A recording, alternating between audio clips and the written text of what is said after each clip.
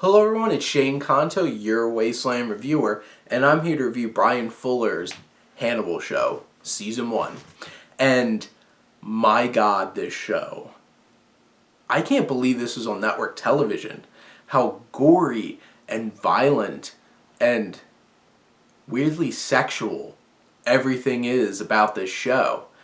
And each episode, there's these gruesome murders that are like art house sculpture pieces from like the most demented art museum in the world. And it just delves so deeply into the crazed minds of psychopaths and sociopaths and all kinds of stuff.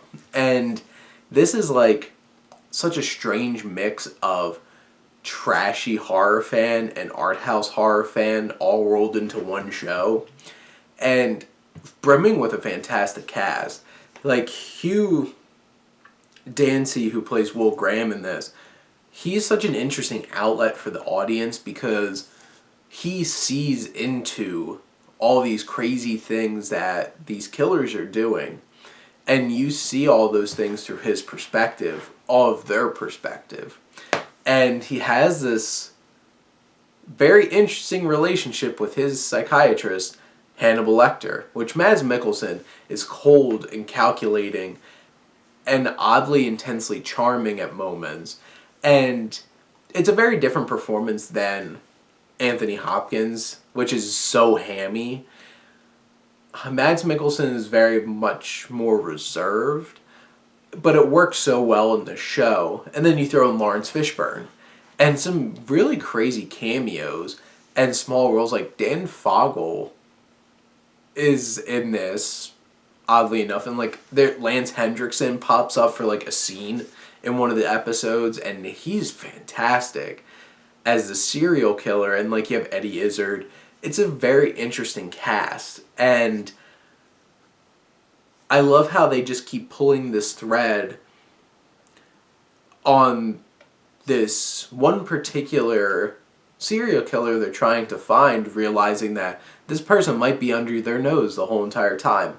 And I don't know if this is spoiling for me to say like Hannibal Lecter's a murderer and serial killer and eats people, because like I'm pretty sure everybody knows that at this point based off of other media, that it's not spoiling to be like them trying to like slowly they're realizing it's like something might be up with this Lecter guy. But this show, it does get really confusing, and it gets a little too ambitious with its storytelling towards the end of the season, where I'm like, I had trouble following it, because like Will starts dealing with hallucinations, and then you as an audience are experiencing these hallucinations, and you don't know what's going on. And it lost me a little bit, but it builds up to a little scene, which is the last shot, that really encompasses this story of such a fresh, interesting look on something that's so familiar, because we've seen Hannibal Lecter in so many different ways. And it was a poignant last shot for the season, and it made me really excited to see where the next season goes. I'm down for 2 and 3, and if they create 4 now that's on Netflix, I'm totally down too.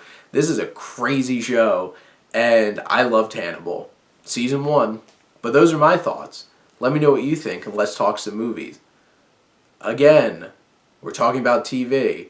We could talk about the Hannibal Lecter movies, but that's for another video. But thank you as always for tuning in and supporting your Wasteland reviewer.